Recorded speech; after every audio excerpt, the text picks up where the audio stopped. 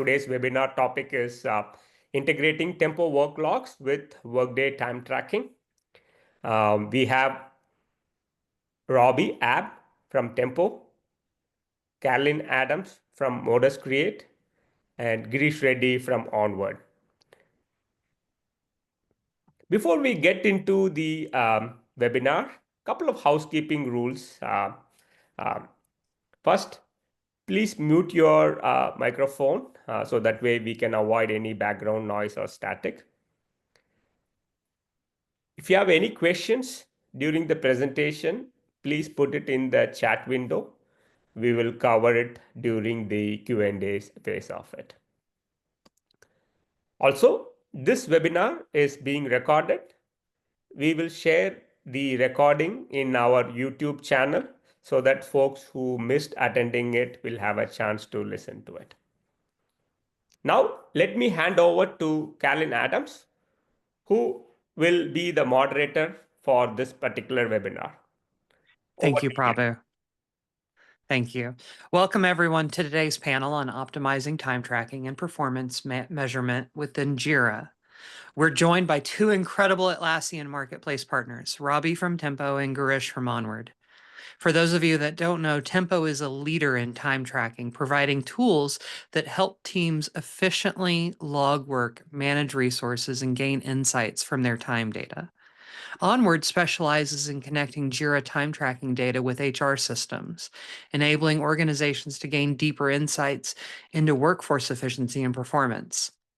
Now, time tracking can be a controversial subject. It's essential for business intelligence, but it's also one of the most disliked processes by employees. So today, we'll dive into best practices, challenges, and the future innovations in this space. So let's get started. First off, Robbie, many organizations struggle with time tracking compliance. What are some of the best practices to ensure that teams log their time without making it feel like a chore? Thanks for asking. That's a great question. And as somebody from Tempo, of course, my first answer is going to be, well, use timesheets. That's clearly going to be the best way to make sure. But I think the real question is why. Why would someone want to log their time? I mean, as you mentioned, we hear all the time that people are working in Agile, they're working in different methodologies. And they tend to view time tracking as dirty data. It's data that doesn't really capture the essence of what people are actually doing. And when we're talking about using something like Tempo timesheets, there's so much more rich data that you can get when you're logging that time. And I think that's the key to it. That Jira native time tracking collects, simply the time and whatever you were working on. Something like Tempo timesheets allows you to capture additional information like, is this CapEx? Is this OpEx? Is this, billable, non-billable? What exactly was being done? But we also try to do that without making it too much of a burden on people that maybe aren't used to logging time. So having additional ways to kind of catch up over the week, what have I done? Remind me of the things that I've had planned, using things like integrations with, calendars or integrations with other parts of Tempo. So it's really about, again, making it as simple as possible for folks to use, but making sure that you can get all that data. And that's really where something like Tempo would come into play. Okay, so that's a really interesting insight. But what about lesser known benefits of time tracking beyond billing and reporting? How can organizations use Tempo to gain strategic insights?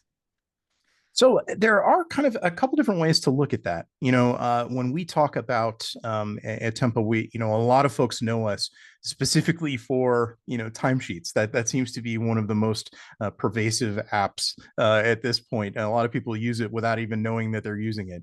But when you add data from Tempo timesheets, collecting all that time information, that metadata that you get along with those time logs, being able to compare it to your planned time, what did you actually plan on doing, what issues were you going to work on, the kind of insights that you can get include, like, for example, if you have someone who is working in IT, and they've got things that they plan to do.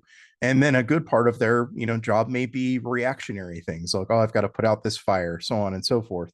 And so their plans don't always match up with the actuals. And so that gives you that additional insight of saying, hey, we can plan on this initiative all day long, but it seems like a lot of our time is being taken up by meetings or additional things that you just kind of have to snap and go and do, and that gives you that additional information. Say, like, how can we make life easier for our IT folks, for the people that are logging this time? So it really kind of becomes an advocate for the folks that are in those positions, and you get a lot more data when you're tracking well, as opposed to just simply time.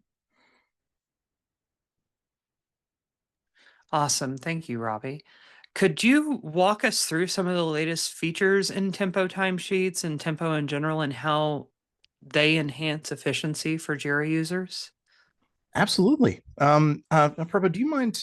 I can take over the screen and I'll kind of give everyone an example, and we'll do this. We'll do this pretty quickly. I'll go ahead and share my screen here.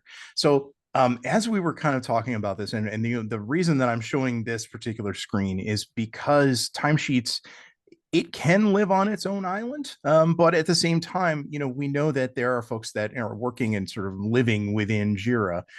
So if we were to, for example, get into Tempo timesheets, so I'll go ahead and kind of pop this open. This would be like a user interface for timesheets within Jira. So if I go to my Tempo app and I'm just an average user, I will go to my work and I could see things in here like, what have I logged time on already? What has been planned for me? So, that's like an additional, thing that we've added in, that integration with our capacity planner, which can also be, synced with Jira plans. So we've got these things in here that it suggests, like, hey, maybe you missed that. Things that you may have touched within Jira. So maybe it's not something you planned. Maybe it's something you kind of, were on that ticket or that issue for a while. It'll make that suggestion for your activities. We also have things like integrations with Google Calendar, Outlook, calendars, Office 365, or whatever you're using. So we do have those kinds of integrations. So if somebody has that on their calendar and it's got a Jira tag on it, then we're able to pull that into your timesheets to remind you of that as well. And that could be something as simple as a stand-up meeting. So if I have a stand up and that takes up half an hour, whatever out of my day, I could still log that time on an internal issue so that you can track that kind of information too. So not everyone is necessarily going to come into the user interface unless it's maybe the end of the week.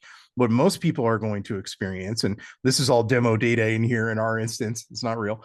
So if we were to come down to Tempo and log that time, what we're getting is either the simplified version of what that time tracking looks like. So if I spent 2 hours, I just put in 2 hours and call it a day.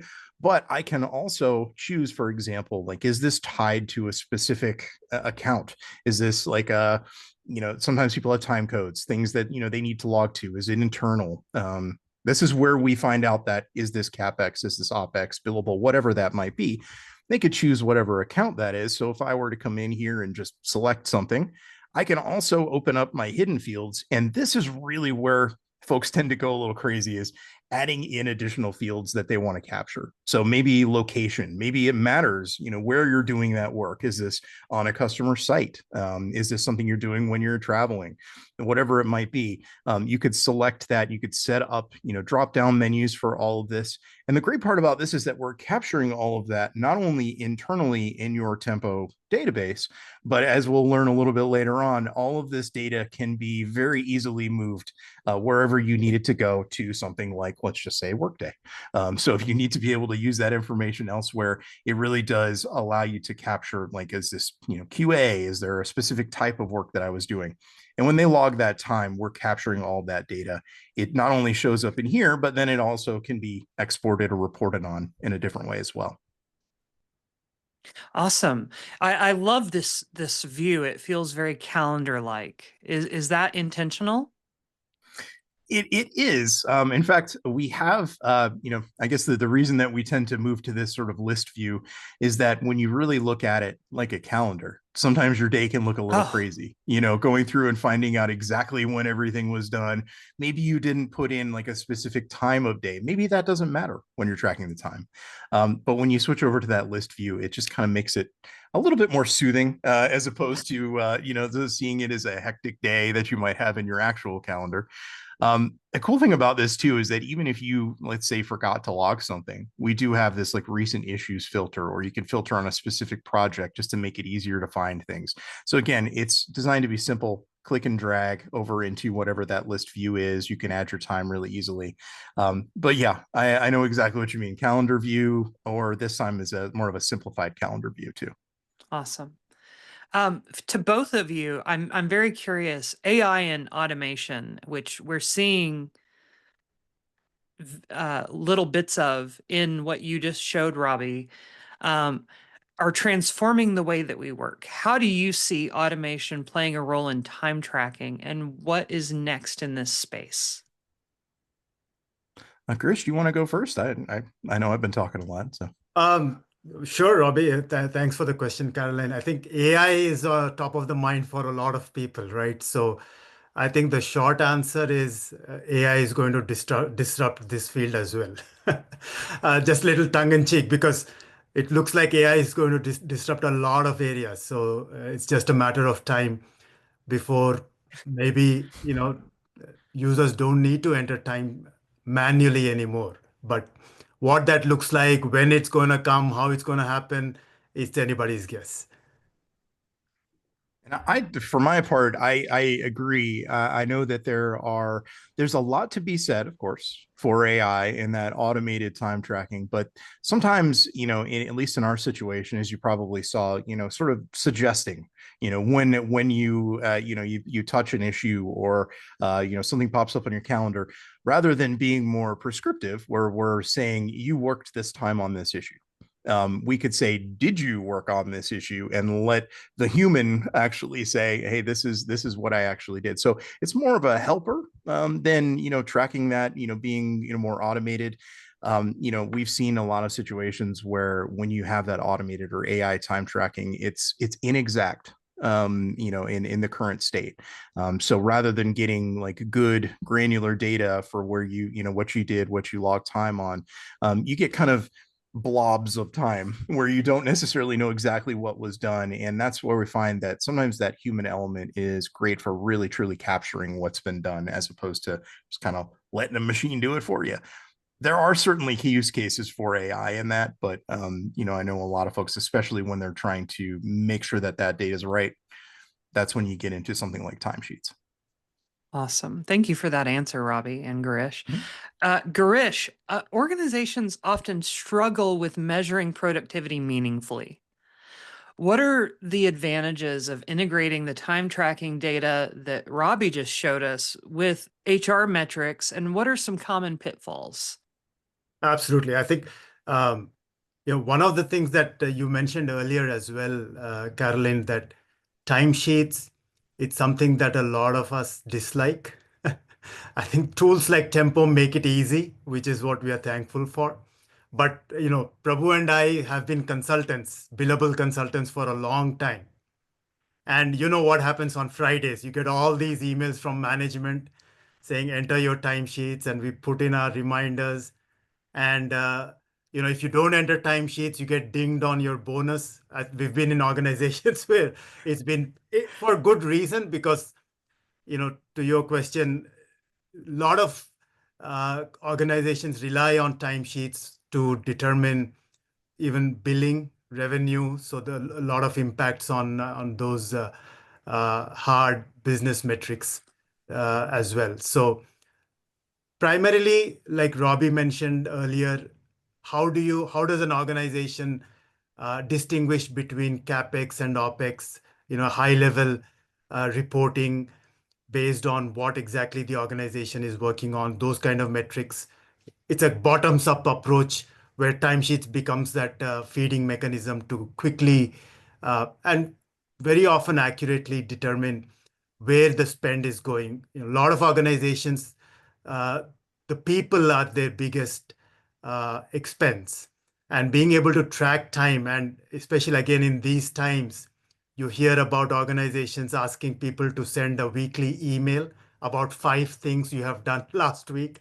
So timesheets avoids all of those additional manual emails and metrics. So it's a great way to get a good account of where the employees are spending time. Are there areas that they could potentially look at investing more, or maybe even reducing the investment? Yeah. So tracking hours worked doesn't necessarily equate to tracking value delivered.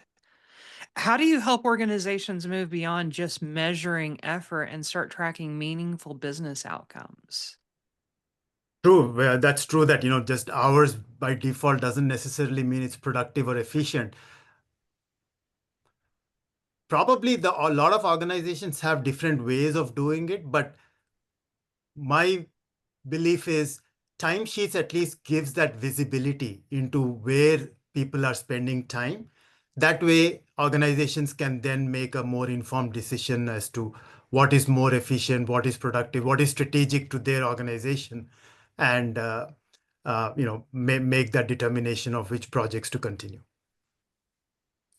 Awesome.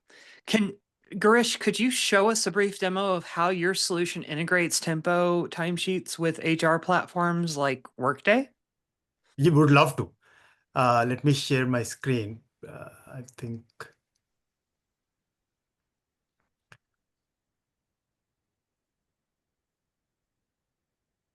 You have to click allow. Yeah.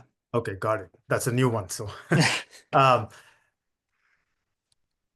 so here's our application on link, which allows us to integrate Tempo to Workday.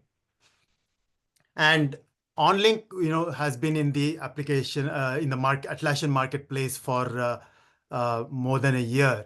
It allows connectivity between Jira and a bunch of other systems, HR systems, identity management systems, Tempo, etc. And this particular integration that we have developed allows organizations to export Tempo worklogs into a time tracking system such as Workday, a financial system such as SAP, or even another time tracking system. Believe it or not, several organizations have multiple time tracking systems, maybe because of mergers and acquisition, or it could be that they use a system for their employees, but for contingent workforce, they may use another system. We've run into Chronos, which is UKG, as another time tracking. And our application can help integrate Tempo worklogs with these other systems to consolidate timesheets, reduce duplicate entries, and so on. So those are the advantages of leveraging our app. So the first thing, we set up connections in the application. So for example, Tempo, which has a well-documented API. It allows API authentication either using an API key or OAuth. We support both. And here I've used mock endpoints. And you set it up, you give the URL as well as the API key. In a similar way, you can also set up connection to Workday. I have a test Workday connection here. And again, Workday has its API where you need a API version, tenant name, and username password. So you set all of that up. And once you have the connection set up, now you'll be able to define what we call a bulk job. Before going to bulk job, let me quickly walk through assets. The reason why asset configuration is useful is, earlier Robbie was showing in his demo how when a user enters a time worklog within Tempo, they can select an additional account or they can select additional fields that are very specific to their organization.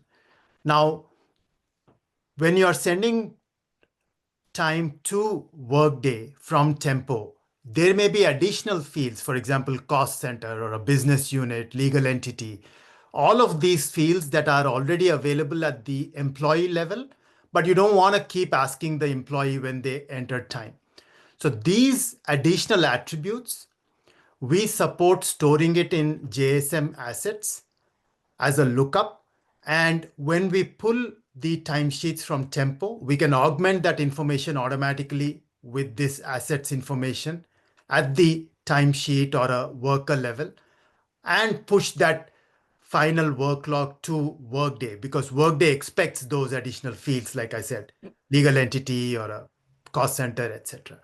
So that reduces the burden on complicating the user form where users enter time, and we automate all of that behind the scenes. So we have assets configuration here. We pull in data from Workday or other systems, and it's a simple mapping exercise. We set it up, and this is the information that can then be aggregated with Tempo before pushing it to Workday.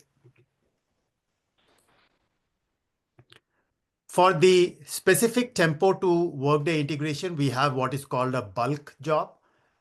Essentially, this is a scheduled kind of a batch mechanism that users can set up to run every hour, every week, every day, whatever their preference is. And they give it a name, they select source. Here I've selected Tempo. Users can use this drop-down list to add a few configuration items. Tempo supports configurations like teams or periods. So you can either do all in order to get the timesheets for all the teams, or you can specify specific teams. Maybe you're testing, or maybe you are limiting it, this integration for a few different teams. You can specify that as well. Periods, which is time periods within Tempo. Again, Tempo has a definition of specific periods throughout the year, depending on the organization preference, whether it's weekly or monthly. And you can set it up to something like a previous week, because you want to be able to always look back and pull all the relevant timesheets for that particular period. So you can set that up like this, or previous month, and we have a few different configurations as well. You can also have a couple of filters. So for example, one of the common filters is obviously you want to pull only approved timesheets. So once timesheets are approved in Tempo, we can pull it, do the mapping, and then push to Workday. We also have additional filters. So for example, here, where activity defined in Tempo is either development or design. Maybe the account filter that you saw earlier in the form. Other filters that can be applied on, this is all on Tempo data. It's optional. If you want to pull everything, you just leave the filter out. Otherwise, you can set up a specific filter. AQL is how we pull data from that assets, the one that I was talking earlier around how you can pull additional attributes and augment Tempo data. You can then come here, select your target. You can specify a batch limit. Let's say you have hundreds or even thousands of timesheets that are being entered every week in Tempo. You can set it up to process 250 at a time. This is something that goes on in a loop, so that we avoid any timeout issues, and then we are able to process thousands of timesheets at a time. Very cool. Yep. And then finally, this is what the endpoint for Workday looks like. It's a specific API endpoint, and we provide smart values. So for example, Workday expects the employee ID, which may be different from what Tempo has or what Jira has. So we automatically, again, map the Atlassian Jira user to Workday employee ID, put that in here. Project reference, cost center, again, coming from assets for that specific worker or a timesheet. Any other organization units like business unit can be mapped. And then finally, the specific time entry, which is what was the date and the time spent in hours. So this is how we set up the configuration. And once the configuration is set up, users can run it manually, or as you saw earlier, there's a scheduled job component as well that keeps running every day and pushes the newly approved timesheet data to Workday. That's a quick overview of how this particular integration works. Thank you, Gurish. I appreciate that. I want to take a moment and look towards the future. The future of work is increasingly hybrid and distributed. How do you see time tracking tools evolving to support more flexible work models? Go for it, Robbie. Oh yeah, absolutely. I think that, I know that we're, there are some organizations that want to know, where are you working? I think everybody, especially nowadays, what 5 things did you do and where did you do it? So I think that, if you genuinely want to track that, sometimes there's more to that type of request than just making sure people are doing work. It's really, may have something to do financially. Like if you're working in one location, is there a different pay rate? Is there a different requirement for the way that you do your work? So that kind of information, when we're talking about tempo timesheets, for example, a lot of folks that are using it have a location field. They'll ask like, is this at home? Is this, in the office? Is this, on site? And so that can be important, to be able to track that, especially when you've got, like Tempo, for example. We have people all over the world, and they're all logging time, and so it's kind of nice to know where that work is done when you travel. Who are you doing that work for? So it is definitely important to capture that. It's not as simple as like an old time punch card. You go in, you punch your card, and clearly you're there when you're working, but not so anymore. And I think that has become more and more important to track that information. If either of you could wave a magic wand and instantly solve one of the biggest challenges in time tracking and performance measurement, what would it be? Chris, you want to take that one, or I would say, something like our earlier discussion, and which is probably not too far away, but I liked what Robbie said about leveraging AI, where hopefully in future AI is able to look at a task that is assigned to you, uh, look at what similar tasks other people have spent, how much time on those similar tasks, and suggest that, hey, is whatever number of hours is appropriate, and that becomes more and more accurate as we move forward. That will be a big time saver and helps in that analytics and visibility into where teams are spending time. For me, it is, I cannot wait for the day to ask, hey, AI, you didn't submit your timesheet.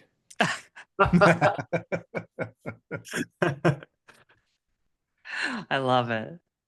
Well, looking ahead, what's one big trend you see shaping the way companies track, analyze, and act on time data in the next 3 to 5 years?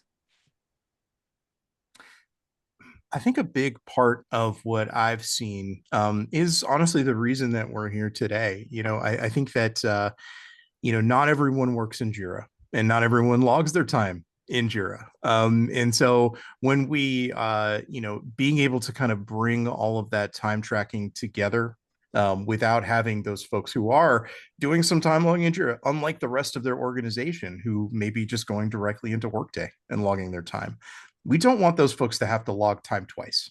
We want to make sure that, they're not, logging this really granular data in Tempo timesheets and then having to go over to Workday and do it again. And it's all about that sort of, again, that integration that we're talking about here today, making sure that, we simplify it for those people that are doing that work, but also very much simplify it for the people that have to look at that data, from the financial aspect or from the HR aspect, payroll, and make that easier for them too. And I think that I think because of that, that technology and being able to collect that additional data, it's really kind of grown the value of having a dedicated sort of timekeeping system that is more focused on sort of that engineering or project management capacity planning aspect. And then also taking that data and really doing something with it, being able to do things like dashboarding or see something like a planned time versus actual time report. I see we have a question in the chat that I think we can get to a little bit later, but and the short answer, spoilers on that one, the answer is yes. So we'd be able to, track what you were planning on doing and then what you actually did. And so I think that is where that actionable data really comes from. And I think a lot more people are leaning into that once they realize the value of it. Let's actually jump to that question in the chat. Harish asked about capturing time separately from tasks. And is there an integration with Tempo and reporting on how many points, I'm guessing story points, were estimated before the start of the sprint and how much time was actually spent? This is that common challenge between the way teams track time and the way that they estimate effort. As soon as that question popped up earlier, I was like, okay, awesome. That's a really good question. Tracking time separately from the tasks makes sense. We have seen, just in working with, clients and prospects, one thing we hear all the time is, we want to do story points. And then they look at tempo. I mean, the name means time. So, we look at things a lot of the times in time blocks. And, we have recently within our solution implemented what we would call like a story points conversion. So if you have different teams, different teams have definitions of what a story point is. For one team, it's like a story point's 2 hours. Another one, it's like, oh, it's a week. Like how do I, estimate what exactly is a story point, and then also make sure that we're all speaking the same language of time on the back end. And so when we are using something like, for example, our tempo capacity planner, we didn't really dig into that. You might have saw some of that on, or might have seen some of that on our timesheet.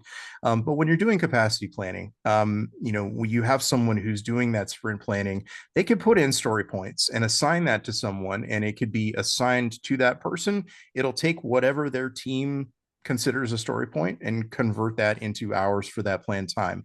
That's when you get things like the plan versus actual report within Tempo. Again, that's something where we can have that broken down by sprints, by project, epic, whatever you're looking for, and see like, okay, what do we plan? What do we actually do? And then we also have the ability to dashboard that too. So you don't have to run that report every single time. You could just get in Jira, get in Confluence, and see what that dashboard looks like. Again, a lot of the folks that are looking at that information may be on the financial side, where again, they're not getting into Jira. They don't want to deal with that. And we get that. So sometimes that dashboard can help. But for the folks that are genuinely working on it and are looking from that sprint to sprint evolution, like how did we do? What could we do better next time? That's really what that sort of reporting and that story points conversion gives them that actionable data. Very cool. Thank you, Harish, for that question. Mm-hmm. So to both of you, for companies looking to improve their time tracking and performance measurement, what's one actionable takeaway they can start implementing today? We'll start with Garish. I think the time tracking function is critical for all the points that we discussed, but at the same time, it's not something employees enjoy doing. That a lot of times they forget, and they often see it as an additional burden or just a task to do. With automation, it can reduce that burden on the employees. So if they are able to reduce that one additional task where they need to go back through the week and figure out what exactly the time they spent, especially if they need to do in multiple systems, automation can help.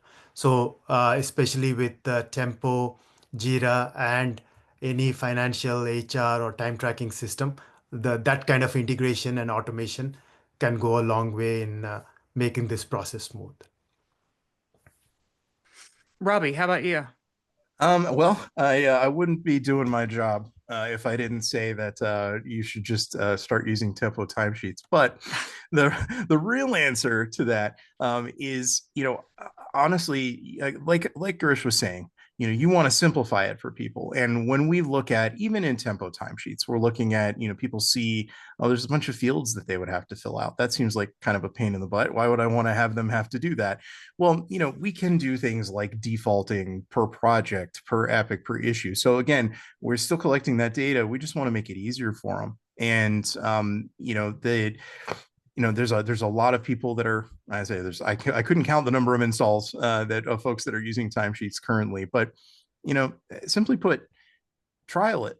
It's one of those things where if you put it in your sandbox, check out and see what's going on with that. But with the combination of collecting good timesheet data and then also having that automation to simplify it for the whole chain of people that have to deal with that data, I really think that just try it out. And I think that a lot of folks that give it a shot see that it's so much more than just native time tracking. If you're going to have folks do it, make it worth their while, and make sure that that is actionable data. Hear, hear. Last question. Are you going to team? Yes or no? Robbie? Yes. Yes. I love it. I love Garish? Yes. Yes. All right. Fantastic. Thank you both for sharing your insights today, and thank you for the audience for joining the discussion. If you'd like to further connect with Tempo or Onward, be sure to visit their booths at Team 25, check out their apps on the Atlassian Marketplace, or reach out to them. They're on social, they're on LinkedIn, they're everywhere. So please feel free to reach out, including myself, if you have any questions. And thank you so much for your attendance today. Thanks, everyone. Thank you. Thanks, everybody. Thank you, Caroline. See you, team. Thank you. Bye.